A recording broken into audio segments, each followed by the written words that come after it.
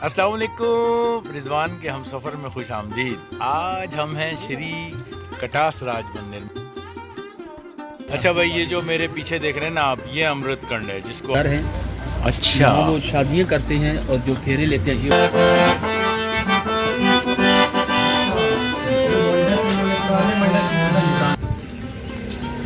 ये okay great. अब ये अच्छा, ये काली माता का टेम्पल है। सिर्फ वो ही आते हैं अपनी यात्रा के लिए जो इंडिया। और काफ़ी ऊपर है वो जगह, वो वहाँ पे देख रहे हैं मूर्तियाँ भी नज़र आ रही हैं। अंदर जाए हम इस, और ये काफ़ी हद तक सलामत भी है। ये रहा, वाह आवाज़ भी आ रही है इसमें से भाई।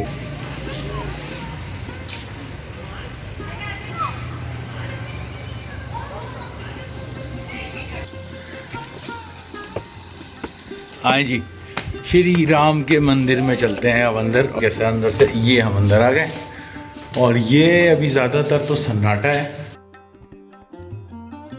इधर का तो सीन ही आ रहा है यार।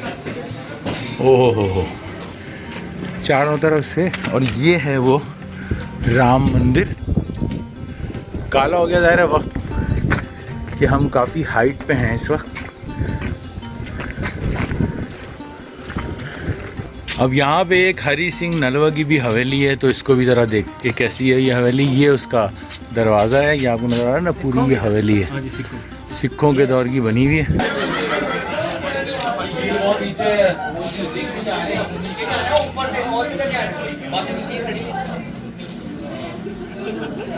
ये वाला मंदिर तभी तो टेढ़ा ही है। टेढ़ा देख लेना, वो जगह है जहाँ हमें जाना है। तो चुपके चुपके नीचे चलते हैं, नीचे चलते हैं। ये जो आपको मेरे अकब में नज़र आ रहा है ना, ये स्तूपा था, बुद्ध मत के ज़माने में बना था, अभी वो टूट गया है। सामने ही मुझे इसी मंदिर के उस पार नज़र आ रहे हैं ये रेगार। तो चले वहाँ तक चलते हैं। इसका रास्ता ना ये देखें, आपको रोड के तुम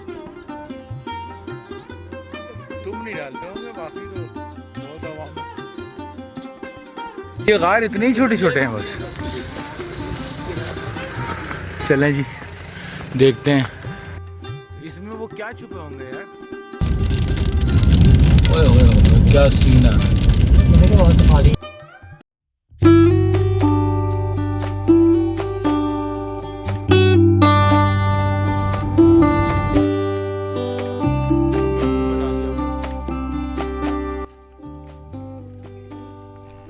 श्री कटास राज कॉम्प्लेक्स, जिसे किला कटास भी कहा जाता है, तहसील चूआ सैदन शाह में, बड़ा अजीब सा नाम है वैसे लेकिन है, तहसील है एक चूआ सैदन शाह में, चकवाल शहर से तकरीबन कोई 40-41 किलोमीटर दूर ये वाक़ है ये जगह। और ये कॉम्प्लेक्स उसी सड़क के साथ वाक़ है जो सड़क कलर कहार से आ रही है, दोलमियाँ गांव के करीब चूआ सैदन शाह से जो मिलती है, उसी सड़क के लेफ़्ट हैंड पे अगर आप आएंगे। ये आप खेवड़ा की नमक की कान अगर देखने जाएं तो वहाँ से भी वापसी में आप कलर कहार की साइड से अगर उतरेंगे बजाय मोटरवे की साइड से जाने के, तो आप इसी के सामने से गुजरेंगे और ये आपके लेफ़्ट हैंड पे ये जगह आ जाएगी। अच्छा भाई, ये जो मेरे पीछे देख रहे हैं ना आप, ये अमृत कंड है जिसको आब शफ़ा पानी कहते हैं, और हिंदुओं के अकीदे के मुताबिक ये उनके आंसुओं से ये झील बनी है। और तो इसको देखते हैं ज़रा सा। इस झील को जो हिंदुओं के मज़हब के मुताबिक एक बहुत मुक़द्दस मुकाम माना जाता है, क्योंकि उनके मुताबिक मुख्तलिफ़ रिवायतें हैं। ब्राह्मणों की रिवायत के मुताबिक जब शिव देवता की बीवी सती का इंतकाल हुआ तो उन्हें इतना दुख हुआ कि उनकी आंखों से आंसू रवा हो गए, और इन आंसुओं से 2 मुतवर्रिक तालाब वजूद में आए। एक राजस्थान में वाक़ पुष्कर शहर में वाक़ है, जबकि दूसरा कटक शैल का ये तालाब आगे चल के जो कटास कहलाया ये तालाब है। तो ये एक और रिवायत है उनकी कि भगवान शिव के आंसू अपनी बीवी के लिए नहीं बल्कि कटास नामी घोड़े की मौत पे निकले थे। तो बहरहाल एक और जो हिंदुओं का कुछ और एतक़ाद है वो ये कि भगवान शंकर का ज़हूर इसी जगह पर हुआ और उनकी जाए ज़हूर से फिर एक चश्मा फूट निकला जिससे अमृत बहने लगा। चूँकि भगवान शंकर सांपों का बादशाह है, सो ये झील सांपों से भरी पड़ी है जो किसी को नुकसान नहीं पहुँचाते। देखें यहाँ बोर्ड भी लगा हुआ है, अमृत कंड या मुक़द्दस चश्मा।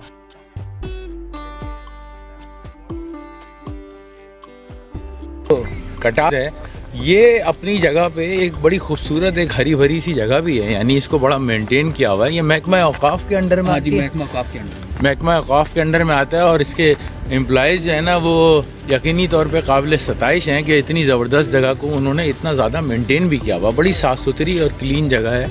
आप यहाँ आएंगे तो आपको देगा। अब हम कहाँ पहुँच गए जी? बारादरी हवन कुंड पे। अच्छा, ये कहाँ है?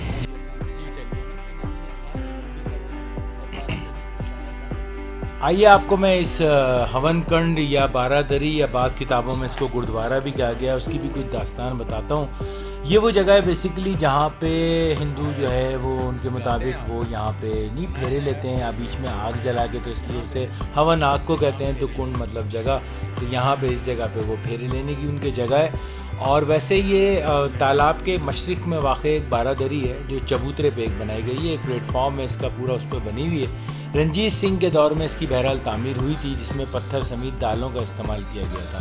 चूँकि इस पूरे कॉम्प्लेक्स में सिखों और बुद्धों की भी चीज़ें हैं, इसलिए ये बहुत चांसेस हैं कि ये कोई गुरुद्वारा होगा। लेकिन एनीवेज हिंदुओं की अपनी रिवायतें हैं इसके किया गया है अभी फ़िलहाल। और कुछ पे लकड़ी के दरवाजे लगाए गए हैं। यहाँ से आप इस तालाब का भी मंजर देख सकते हैं पूरे कॉम्प्लेक्स का नीचे नीचे से, क्योंकि ये बहुत ऊंचाई तक है। अभी हम जाएंगे आगे, बहुत सारे मंदिर ऊपर हैं। ये यहाँ पे कमरे भी हैं पंडितों वगैरह के। अभी मैं आपको थोड़ी देर में इसकी भी हिस्ट्री बताता हूँ। तो मैं आपसे कह रहा था कि इस जो बारादरी में जहाँ इस वक्त मैं मौजूद हूँ, यहाँ कुछ पे लकड़ी के दरवाजे लगा दिए गए हैं, कुछ खुले ही हैं। छत पे एक गुंबद है जो आपको नज़र आ रहा है, और इसकी दीवारें तो पुरानी ही हैं, लेकिन लकड़ी के दरवाजे और फर्श वगैरह नया बनाया गया।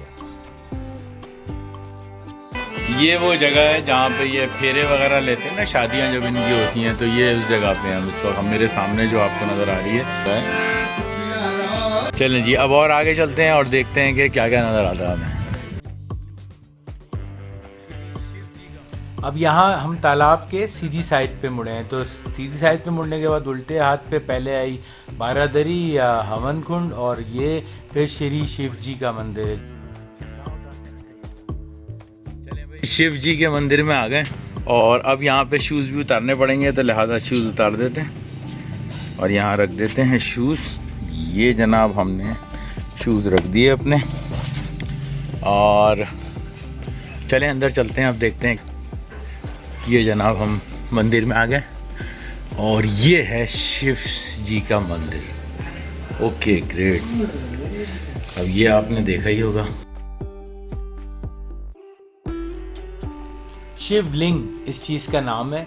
और ये शिव जी के मंदिर में हिंदुओं के अक़ीदे के मुताबिक रखा जाता है। उनकी रिवायत के मुताबिक ये ज़मीन से निकला है और तकरीबन 5000 साल पुराना है। यहाँ पे एक शिव जी की मूर्ति भी नज़र आ रही है, और अगर मैं उसको थोड़ा जूम करके ऊपर जाऊँ तो आपको कुछ तस्वीरें भी नज़र आएंगी, क्योंकि ये नाग देवता भी कहलाते हैं, तो ज़ाहिर नाग भी बने हुए हैं इसके ऊपर। कुछ तस्वीरें वगैरह ऊपर लगी हुई हैं दीवारों पे, जैसा कि अमूमन मंदिरों में होता है, और उसको इसी तरह सजाया गया है। मैं आपकी इन्फॉर्मेशन के लिए एक चीज़ और बताऊं कि पाकिस्तान में 3 कदीम शिवलिंग हैं, जो कटास के अलावा मानसहरा के चिट्टी घाटी मंदिर और सक्खर में एक मंदिर है साधु बेला मंदिर, वहाँ पे रखे हुए हैं। फिर उनके दीगर हिस्से नेपाल, श्रीलंका और भारत में भी मौजूद हैं। तो हिंदू ज़ाहिरीन इसे दूध, अरके गुलाब और दही वगैरह से नहला के तिलक लगाते हैं, इसकी पूजा करते हैं। यहाँ पे भी देखें मुख्तलिफ़ कमरे हैं पंडितों के रहने के और इस तरह के, और इसकी पूजा करते हैं। इसके सामने ही ना नंदी की एक मूर्ति भी रखी गई। नंदी एक बैल है जिसे शिव यानी भोलेनाथ की सवारी भी कहा जाता है। इसी मंदिर में जो है दीगर मूर्तियाँ वगैरह भी रखी हैं। यहाँ खड़े होकर आप देखें तो यहाँ से ऊपर जाने का भी एक रास्ता आपको नज़र आता है, और सामने आपको मुख्तलिफ और मंदिर भी नज़र आते हैं। चलें इससे बाहर निकलते हैं श्री शिव जी के मंदिर से, और आगे चलते हैं कि देखते हैं क्या है।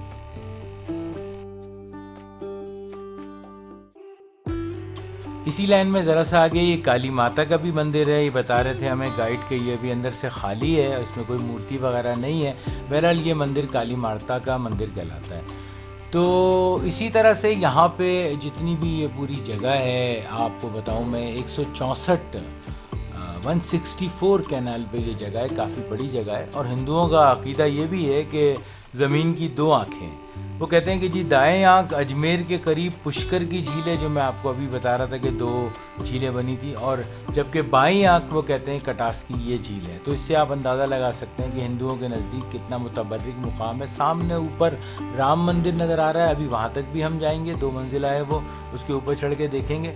और जनाब मैं आपको और एक चीज़ बताऊँ कि ये जो कटास का जो चश्मा है, जिसको हिंदुओं मुक़द्दस चश्मा, मुक़द्दस झील कहते हैं, ये पंजाब में यात्रियों की एक तो ज्वालामुखी एक जगह है जो हिंदुस्तान से आते हैं हिंदू, और ये भी एक बहुत बड़ी आमाजगाह है उनकी। और ये जुज़वी तौर पे तो खैर मसनूई है, कहीं किसी भी जगह पे इसकी गहराई 25 फीट से ज़्यादा नहीं है, 20-25 फीट इसकी डेप्थ होगी। चट्टान को काट कर फिर वो नाले वगैरह की गुज़रगाह में बना के इसको चौड़ा किया गया है। इसके ऊपर हाथों से बनाई गई दीवार है, और एक ये दीवार भी उसी वक्त की है, बहुत पुरानी, और कहते हैं कि इसमें कई जहरीले सांप और छिपकलियाँ वगैरह भी पाई जाती हैं। बहरहाल तो ब्राह्मणों का ख्याल है कि ये बंद राजा पातक, जो दिल्ली के किसी हुक्मरां का वजीर था, उसने तामीर कराया था। ये जो दीवार है बेसिकली, जिसे बंद कह लें आप। चलें जी, अब हम जा रहे हैं हनुमान टेम्पल की तरफ, तो देखते हैं हनुमान साहब कैसे रहते थे और कहाँ रहते थे। ऊपर जाना होगा यहाँ से इन सीढ़ियों से, और काफ़ी ऊपर है वो जगह, वो वहाँ पे। तो चलें, चलते हैं।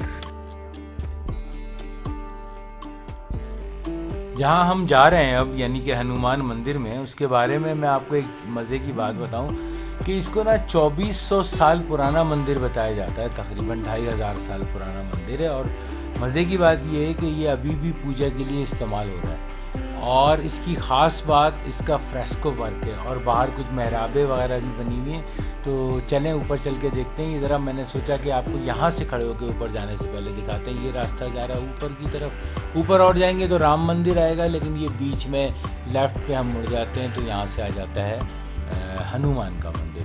तो हनुमान मंदिर में चलते हैं, और अंदर चल के मैं आपको बताता हूँ इसकी ख़ास बात। जैसे मैंने कहा आपसे, फ्रेस्को वर्क है और मेहराबें वगैरह भी बनी हुई है बाहर। फिर अंदर कमरे में हनुमान की मूर्ति रखी हुई है, और आसपास उसकी जो दीवारें हैं उन्हें नक्शो निगार को ज़रा दोबारा से ताज़ा भी किया गया है। ये सामने बंद है, बंद रहते हैं अमूमन ये मंदिर, क्योंकि लोग वॉल चॉकिंग और ये सब चीज़ें कर देते हैं, तो उस वजह से फिर इसको खुलवाना पड़ता है। ये हम अब आ गए हैं हनुमान के मंदिर में, और हनुमान साहब के मंदिर को देखते हैं अब ज़रा अंदर से कैसा है। चलें जनाब, देखते हैं। ये हम अंदर दाखिल हो रहे हैं, और ये मंदिर है हनुमान का। ये आप उस ज़माने की देख रहे हैं, छत पे ये सारा फ्रेस्को का काम है, जो मुग़ल तामीरात में भी हमने देखा है ना, फ्रेस्को का काम, उसी तरह का काम लग रहा है। ये थोड़ा सा ख़राब हो गया है ज़ाहिर है वक्त के साथ साथ, लेकिन ये है पूरा फ्रेस्को। जैसे मैंने आपको पहले भी बताया था ना कि इसमें चूने की मदद से और कलर मिला के डिफरेंट फिर ये डिज़ाइन बनाते हैं। तो यहाँ पे आपको ये देख रहे हैं मूर्तियाँ भी नज़र आ रही हैं। अंदर जाएं हम इस छोटे दरवाजे से, तो सामने ही हनुमान साहब की मूर्ति है एक, और उसके ऊपर उनकी एक तस्वीर भी लगी हुई है। और ये आप देखें, इसका जो गुंबद है ये पूरा का पूरा फ्रेस्को वर्क है, और ये काफ़ी हद तक सलामत भी है। दीवारों पे देखें आप तो आपको डिफरेंट उसी ज़माने की बनी हुई तस्वीर और मूर्तियाँ ये नज़र आ रही हैं। ये देखें आप, और यहाँ एक घंटा भी है, इसको आप बजा भी सकते हैं। हटे ज़रा, बजा के देखता हूँ घंटा कहाँ है। ये रहा, वाह, आवाज़ भी आ रही है इसमें से भाई।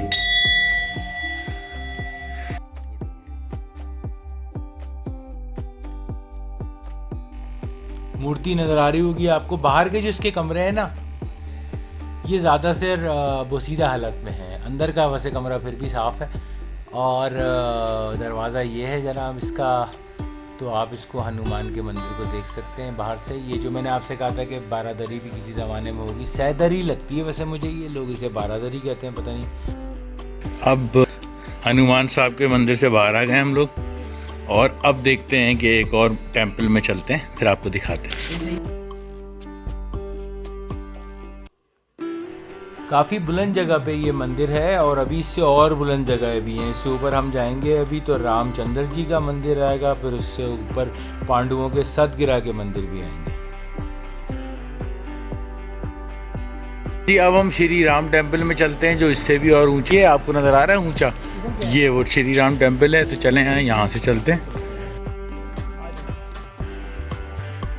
देखते हैं ये कैसा है। यहाँ से बाहर निकल के लेफ्ट हैंड पे रास्ता, जो नीचे से हम ऊपर आए थे ना तालाब की तरफ, तो पहले हनुमान मंदिर आएगा, फिर यहाँ से रास्ता ऊपर जा रहा है रामचंद्र मंदिर की तरफ। अब हम जा रहे हैं श्री राम के टेम्पल पे, ये रास्ता जा रहा है यहाँ से, और यहाँ हम और ऊपर आ गए, श्री राम जी का टेम्पल। ये रामचंद्र जी का जो टेम्पल है, जो मंदिर है, ये काफ़ी ऊंचाई पे है, यानी कि हनुमान से अब हम और ऊपर आ गए। और ये 2 मंजिला इमारत है, लाल रंग के पत्थरों से इसका सामने का फ्रंट है, और अंदर फिर मुख्तलिफ जगह है। इसके अहाते में एक पत्थर का चबूतरा भी है। हाँ जी, श्री राम के मंदिर में चलते हैं अब अंदर। कैसे अंदर से, ये हम अंदर आ गए, और ये अभी ज़्यादातर तो सन्नाटा है। जैसे मैंने आपको बताया था कि यहाँ पे क्योंकि सिख तारीख के और बुद्ध मत की तारीख की भी चीज़ें मौजूद हैं, तो इसलिए सिख तारीख पर काम करने वाले कुछ मौरखीन के मुताबिक इसकी जो ये ज़मीनी मंजिल है, जो अब काफ़ी हद तक वसीदा हो चुकी है, इसमें हिंदू फ़न तामीर है, जिसमें देवताओं की मूर्तियों के लिए मुतअद्दिद मकामात शामिल हैं। ताहम ऊपरी मंजिल में अगर हम जाएंगे, ये इस मंदिर में अब पूजा नहीं होती, तो इसलिए इसमें कोई मूर्ति नहीं है। तो ऊपरी मंजिल पे लेकिन हम जाएंगे तो इसमें मौजूद कमरे के 4 दरवाजे थे, गुरुद्वारे की तरह हर सिमत में एक दरवाज़ा। तो यहाँ से हम इसको ऊपर लेके जाता हूँ मैं आपको, और फिर आपको दिखाता हूँ कि उसके 3 दरवाजे अब बंद कर दिए उन्होंने, और एक दरवाज़ा खुला हुआ है। और इसमें हिंदू और सिख कभी एक ही अक़लियत थे, तो कभी कभी वो मुश्तरका जगह पे भी इबादत कर लेते थे। जैसे यहाँ मेरा ख़्याल है कि नीचे मंदिर और ऊपर गुरुद्वारा हो सकता है शायद। यहाँ से ऊपर चलते हैं, बस बंद कर दे लाइट। ऊपर चलते हैं।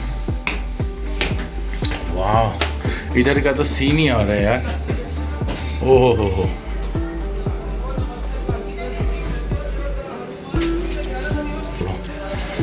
ओके जी, और अंदर आ गए हम, और ये देखते हैं यहाँ से और ऊपर जाने का भी रास्ता है। ये देखिए आप जनाब, ये ले हम बिल्कुल ऊपर आ गए, और इस वक्त हम राम की छत पे आ गए हैं हम। अब यहाँ छत से आप देख रहे हैं चारों तरफ, आपको घूम के दिखा रहा हूँ। ये जनाब यहाँ ये जगह है चारों तरफ से, और ये है वो राम मंदिर। ये आप देख रहे हैं ना, इसके दरवाजे बंद कर दिए गए हैं, सिर्फ एक दरवाज़ा खुला हुआ उधर से, और ये बाकी दरवाजे इसके चारों तरफ से 3 दरवाजे बंद कर दिए गए हैं। तो बहरहाल ये यहाँ काफ़ी हाइट पे है ये राम मंदिर। आप यहाँ से खड़े होकर भी इस पूरे कॉम्प्लेक्स का अच्छा खासा नज़ारा कर सकते हैं। आप देख रहे हैं यहाँ से नज़र आता है, और यहाँ से देखने पे एक और भी मज़े की चीज़ नज़र आती है, और वो ये कि आप दूर दूर देखें ना तो स्कूलों में इधर उधर भी नज़र आते हैं मंदिर, छोटे छोटे से बने हुए। वो शायद स्कूलों की बाउंड्रीज़ में या किसी गवर्नमेंट ऑफिस की बाउंड्री में चले गए, लेकिन ये पूरी इतनी बड़ी जगह पे बड़ी अजीब सी बात है, इतने सारे मंदिर छोटे छोटे से बहुत सारे नज़र आते हैं। बहरहाल राम मंदिर से नीचे उतरते हैं, और नीचे उतर के फिर आगे की तरफ चलते हैं। ये देख रहे हैं आप, ये फर्स्ट फ्लोर पे उसकी जो ये छतें हैं ना, सारा फ्रेस्को का काम हुआ हुआ है। ये देखें, ये प्लास्टर लगता है कुछ नया हुआ है, कुछ नया काम करवाया गया है। यहाँ पे एक जगह ऐसी भी है जहाँ पे आवाज़ गूंजती है। आवाज़ भी यहाँ पर आवाज़। अच्छा, हेलो, देख रहे हैं आप, आवाज़ गूंज रही है। यहाँ से अब नीचे उतरते हैं और इस रामचंद्र मंदिर से बाहर निकलते हैं। यहाँ पे आप उतरेंगे तो आप सीधे हाथ पे आपका मेन दरवाज़ा है, वही लाल वाला जिससे हम अंदर की तरफ आए थे, और सामने वही चबूतरा जो मैं आपसे कह रहा था कि इसके आगे पूरा बना हुआ, और कुछ इस डिज़ाइन का है जैसे वो सिखों का एक झंडे वाला चबूतरा होता है ना, उस तरह का है। तो यहाँ से बाहर निकल के आपकी जब सीधे हाथ पे नज़र पड़ती है तो सीधे हाथ पे नज़र आती है आपको किला नुमा एक हवेली, जिसे हवेली हरी सिंह नलवा के नाम से जाना जाता है। अब यहाँ पे एक हरी सिंह नलवा की भी हवेली है, तो इसको भी ज़रा देख के।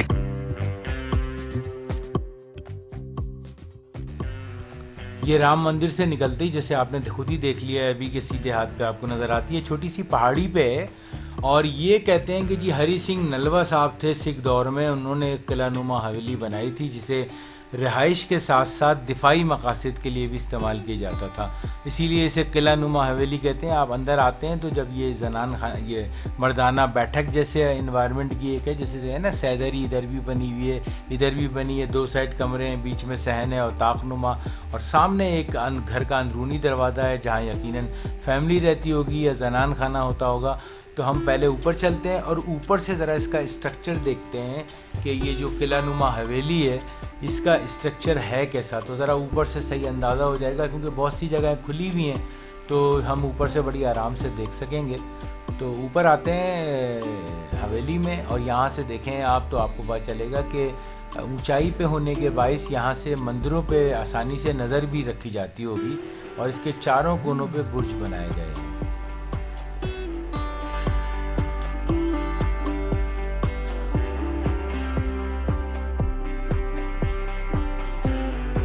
जी, मैं इस वक्त हरी सिंह नलवा की हवेली की छत पे हूँ और मेरे पीछे जो आपको मंदिर नज़र आ रहे हैं वो पांडवों के मंदिर हैं, जो सातगिरा के पांडवों के मंदिर कहलाते हैं। अभी वहाँ भी मैं आपको ले आता हूँ और देखता हूँ।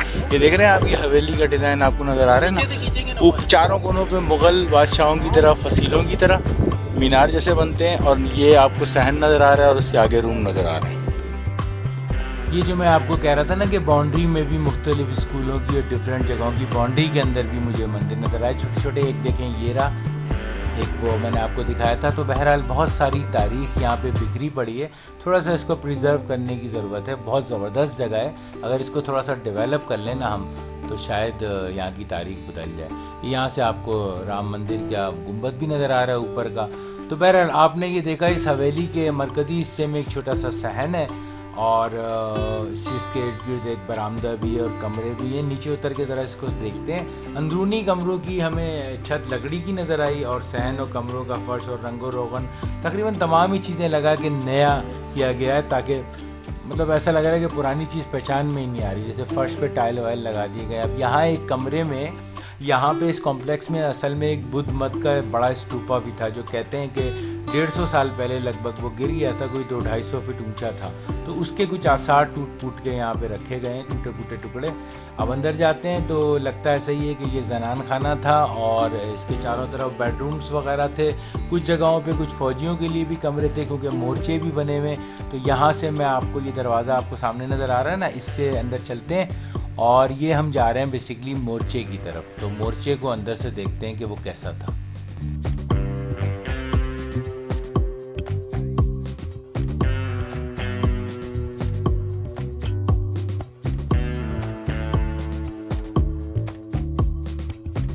हरी सिंह नलवा की हवेली के मोर्चे में इस वक्त हम मौजूद हैं और यहाँ से हम बाहर निकलते हैं। ये वो गोलाइयाँ हैं जो जहाँ से बैठ के डिफेंड करते होंगे ना। हम यहाँ से, जैसे मैंने आपको बताया कि अंदर कमरों में जब हम गए तो वहाँ हमें छतें जो हैं वो ज़रा लकड़ी की नज़र आई, जो शैतीर की बेस पे बनी हुई होती हैं। लेकिन काफ़ी हद तक इन्होंने रिपेयरिंग ऐसी की है इसकी कि इसकी असल जो शक्ल है वो गायब ही कर दी है। तो ताकचे, दरीचे वगैरह, इन सब की शक्ल जो है ना उस तरह से नहीं की गई है। तो ऐसा ही लगता है कि बस किसी ठेकेदार को काम दे के और ये सारा काम करवा लिया गया। अभी भी खैर बहुत काम करना बाकी है, ऐसी बात नहीं है। तो बहरहाल ये पूरी वो शैतीर की लकड़ी की छतें। यहाँ से एक और रास्ता भी मैंने देखा, लेकिन शायद ये ऊपर जाने का रास्ता होगा जो टूट फूट गया है। बहरहाल तो किसी दौर में यहाँ एक अजायब घर भी बनाया गया था, लेकिन अदालत ने इसको ख़त्म करने का हुक्म दिया, क्योंकि उसकी अलमारियों और मसनूई छज्जों वगैरह की वजह से ना इमारत का असल हुस्न ज़ाहिर है कि मुतासिर हो रहा था। यहाँ एक और कमरे में भी उसी बुद्ध मत के स्तूपा के वो टुकड़े।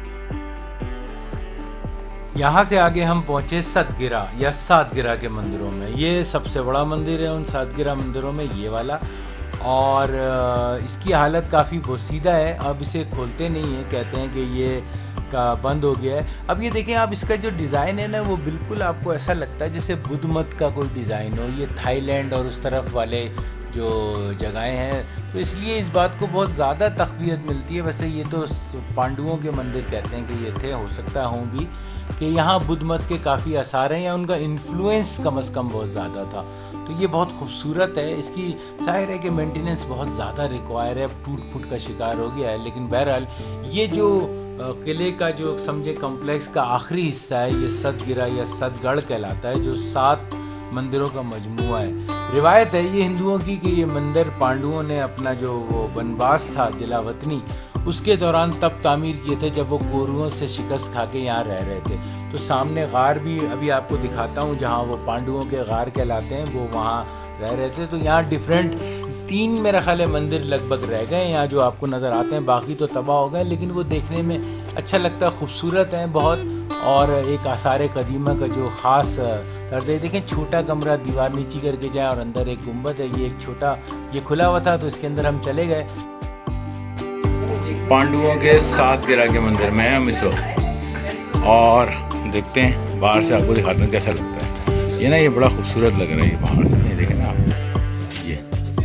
ये देखें, ये पीछे, ये इसको बंद कर दिया अभी इन्होंने क्योंकि ये काफ़ी बोसीदा हो गया है, तो अब खोलते नहीं है इसको। ये देखिए मैं ऐसी जगह पे हूँ अभी ऊपर, यहाँ से ये देखें आपको पूरा ऑलमोस्ट ये कॉम्प्लेक्स नज़र आता है।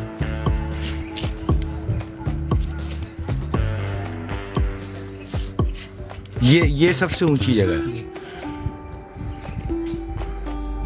तो जी ये जो सातगिरा के मंदिर है ना, ये सबसे ऊंची जगह है इस पूरे कॉम्प्लेक्स की। आप पीछे देख रहे हैं पूरा ऑलमोस्ट आप कटास राज मंदिर का जो ये पूरा कॉम्प्लेक्स है 164 कैनाल पे। जैसे मैंने आपको बताया कि ये एक पहाड़ी पे तो वाक़ है जिसमें से सिर्फ 3 के आसार रह गए हैं, और इसमें दरमियान वाला सबसे बड़ा है जो कदीम भी है, मुनफरिद तर्ज तामीर का ये मंदिर है।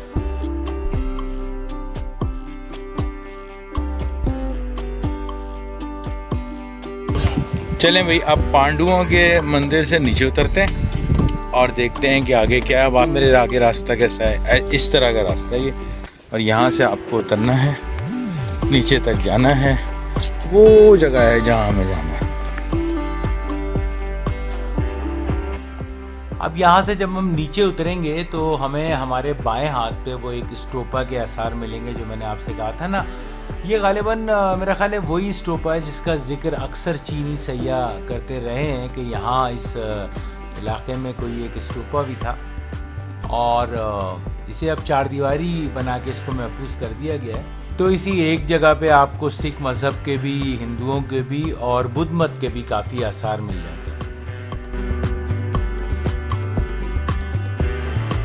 ये जो आपको मेरे अक़ब में नज़र आ रहा है ना, ये स्टोपा था, बुद्ध मत के ज़माने में बना था, अभी वो टूट गया है। तो किसी ज़माने में होता होगा ये सही सलामत। इसी के आसार जो मैं आपसे कह रहा था कि वो अंदर जो रखे हुए हैं वहाँ हवेली में, वो इसी बुद्ध मत के स्तूप में। ये देख रहे हैं आप, इसी 4 दीवारी के अंदर जो एक मिट्टी का ढेर सा इस वक्त नज़र आ रहा है पहाड़ी नुमा, यही था वो स्टोपा जो कहते हैं कि तकरीबन कोई शायद 3-4 हज़ार साल पुराना था। तो एनीवेज़ यहाँ से हम आगे जाते हैं तो असल में ये देख रहे हैं आपको, ये राम मंदिर का ऊपर गुंबद नज़र आ रहा है, नीचे हनुमान मंदिर वाला गुंबद भी नज़र आ रहा है आपको, वो सामने उस तरफ जहाँ आपको छोटी एक दरवाज़ा नज़र आ रहा है, देख रहे हैं यहाँ बोर्ड भी लगा हुआ है सतगिरा के मंदिर, आप यहाँ से भी जा सकते हैं। और वो ऊपर आपको सतगिरा के मंदिर नज़र आ रहे हैं, और उस तरफ से हम आए थे, अब हम यहाँ से वापस जा रहे हैं और सीधा हम जाएंगे तो हम उसी रास्ते पे पहुंचेंगे जो कि वो मुक़द्दस तालाब की जानिब जाता है। तो आपने जैसे देखा कि इस पूरे 164 कैनाल के कॉम्प्लेक्स में इस कटास राज मंदिर, जिसे या कटास राज टेम्पल्स कहते हैं, सतगिरा है, 7 कदीम मंदिरों का मजमुआ, एक बुद्धिस्ट स्टोपा की भी बाक़ियात हैं, फिर करून वस्ता के दौर के 5 दीगर मंदिर हैं, हिंदुओं का मुक़द्दस तालाब है जिसे वो झील में आप कह लें या मुक़द्दस या तालाब कह लें, जो बक़ौल हिंदुओं के रिवायात के मुताबिक वो शिव देवता के आंसुओं से बना है और उसके इर्द गिर्द हवेलियाँ भी हैं, जो बहुत सी जगहें अभी बंद हैं, जो आपको सामने बिल्डिंग सी नज़र आ रही थी ना तालाब के पीछे, तो वहाँ आप जाने की इजाज़त नहीं है, शायद वो बहुत बोसीदा हो चुकी हैं। तो बहरहाल 1948 में यहाँ पे कहते हैं कि एक बहुत ही क़यामत खेज़ किस्म की बारिश हुई थी जिसने कॉम्प्लेक्स को काफ़ी नुकसान पहुँचाया था। और अगर हम आप इस तालाब को इस कॉम्प्लेक्स का मरकज़ कहें तो ये गलत बात नहीं होगी।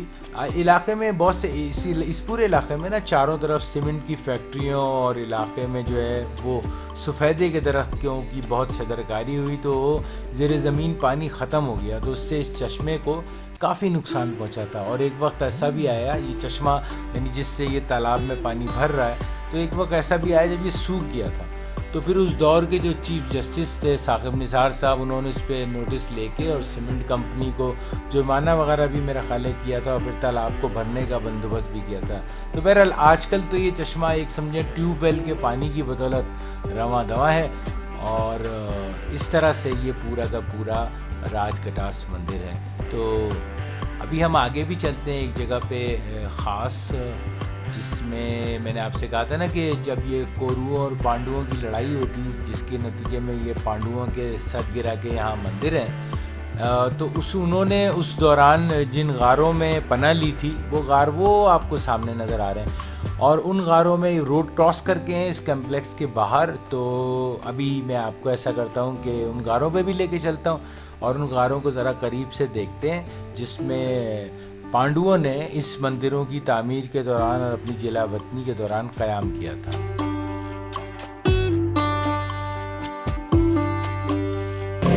अब हम चलते हैं ज़रा गारों की तरफ, जो पांडवों के गार हैं ना, वहाँ चलते हैं और देखते हैं कि वो कैसे हैं। ये मेरे सामने ही मुझे इसी मंदिर के उस पार नज़र आ रहे हैं, ये रहे गार। तो चलें वहाँ तक चलते हैं। इसका रास्ता ना ये देखें, आपको रोड क्रॉस करके और इधर से ये रास्ता बना हुआ है, वहाँ लोग जा रहे हैं। तो चलते हैं।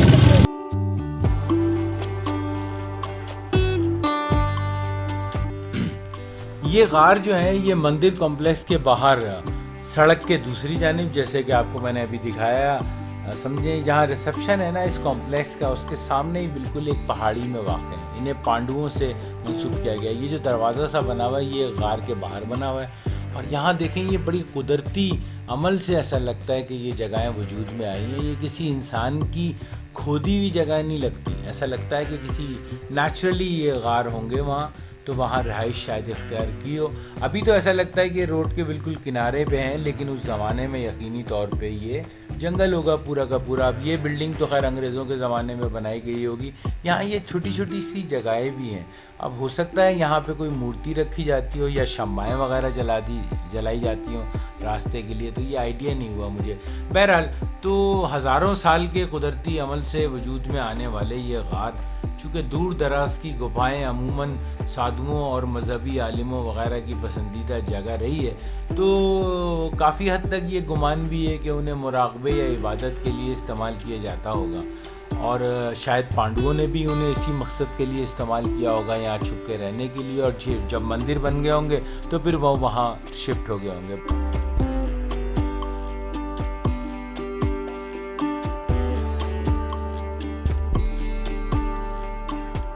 तो जनाब ये थे श्री राजकटास टेम्पल्स और मुझे उम्मीद है कि आपको इनका विज़िट आज का अच्छा लगा होगा। इसकी हिस्ट्री भी पसंद आई होगी आपको।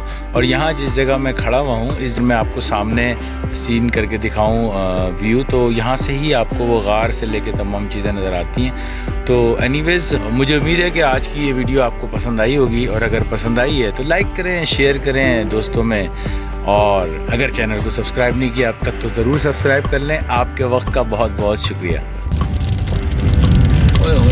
क्या सीन है। जब हम वापस आ रहे थे रास्ते में तो बारिश भी हुई बड़ी ज़बरदस्त और हमें तो बड़ा मज़ा आया कटास राज मंदिर जाने में। तो मुझे उम्मीद है कि आप भी जल्दी इसका विज़िट ज़रूर करेंगे। आखिर में कुछ तस्वीरें देखते हैं। आपके वक्त का बहुत बहुत शुक्रिया।